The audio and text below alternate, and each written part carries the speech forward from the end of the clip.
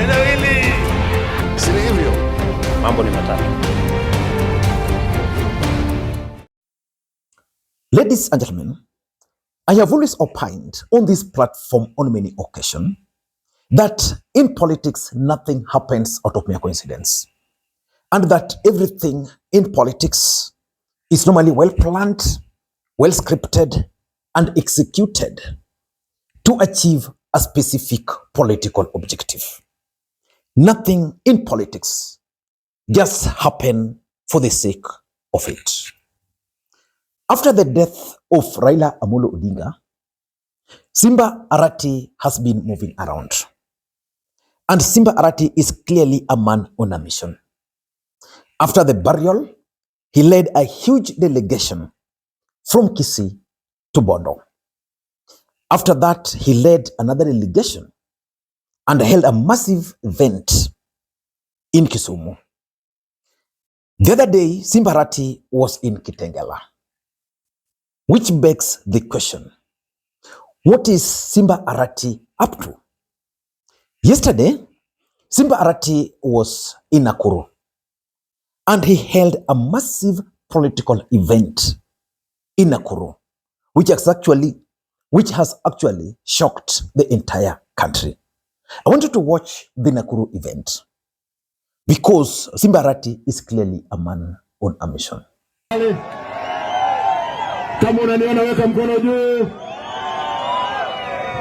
Nikisema ODM tunasema tuko tayari. ODM. ODM.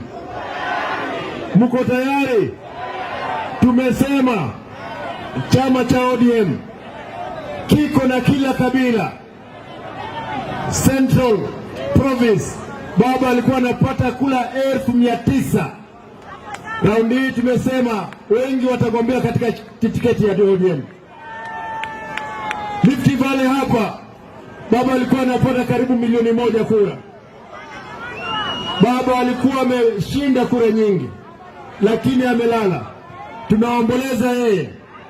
Nyinyi wana ODM na hapa Nakuru, mtawaomba mtashirikiana pamoja katika chama cha ODM. In this video, I want us to analyze Simba Arati's latest political moves. Because remember, Simba Arati comes from the Gusii community. The Gusii community currently are fronting none other than Fred Okengo Matiang'i for the presidency of the Republic of Kenya. Simba Arati at one point even endorsed Fred Matiang'i's presidency. But we have now seen Simba Arati popularizing ODM more. What is he up to? Number two, Simba Arati is one of the ODM deputy leaders.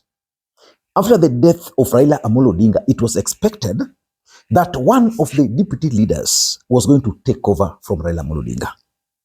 But Uhuru Odinga was appointed as the party leader. But we are seeing Simba Arati moving across the country like a party leader. What is he up to? As a matter of fact, yesterday there was a big political event in Homa Bay. Simba Arati was missing in action. What is Simba Arati up to? That's exactly what I want us to analyze in this video. Before you do that, for those who are watching this channel for the first time, please take a second or two, click that subscribe button so that next time we produce a video like this, YouTube will automatically notify you. And to the subscribers, I want to continue thanking you guys for your continued support. Because without that support, this channel cannot be where it is. Ladies and gentlemen, without any further ado, I want to go straight to the point because this is my last day in Nairobi here. After this video, I'll be heading straight to Homa Bay, where I'm going to attend the burial of one of my good friends, Maurice Wera. We were with him yesterday.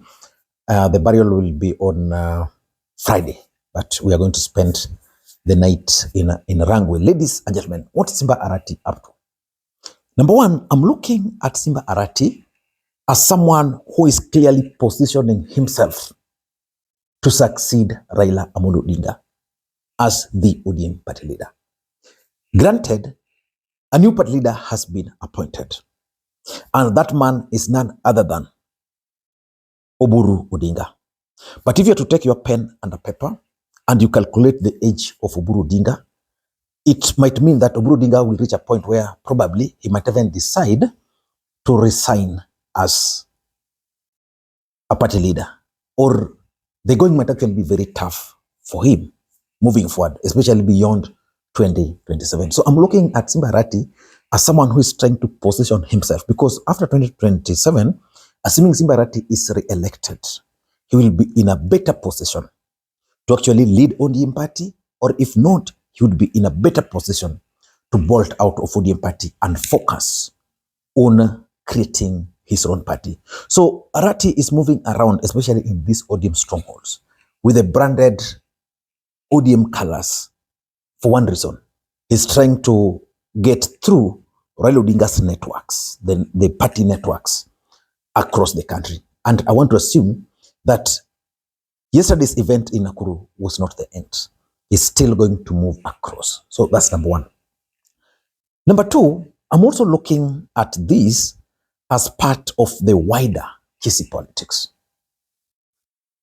Who is the Gusii kingpin as we speak? The truth is, when Fred Matiang'i came back from the US, he automatically took control of Gusii. In fact, even Simba Arati is not sure of his re-election. But Simba Arati is trying to stamp his authority as the Gusii kingpin. That's why he was in Kitengela, in areas which is predominantly the Gusiis. Yesterday he was in Nakuru, but very selective in Nakuru West, where the Gusiis are the majority. So it's very clear. The fact that he was in Bondo and he was in Gusii and in Kisumu also means he was addressing the Luo nation, because there is a huge population of the Luo nation in Gusii, and if for him to succeed as a Gusii kingpin, it means he must also succeed in winning the support of the Luo nation. So for me, I'm looking at this as part of his wider strategy to position himself as the Gusii kingpin. And why is he doing this? I think Simba Arati is doing this because the united opposition might not settle on Fred Matiang'i.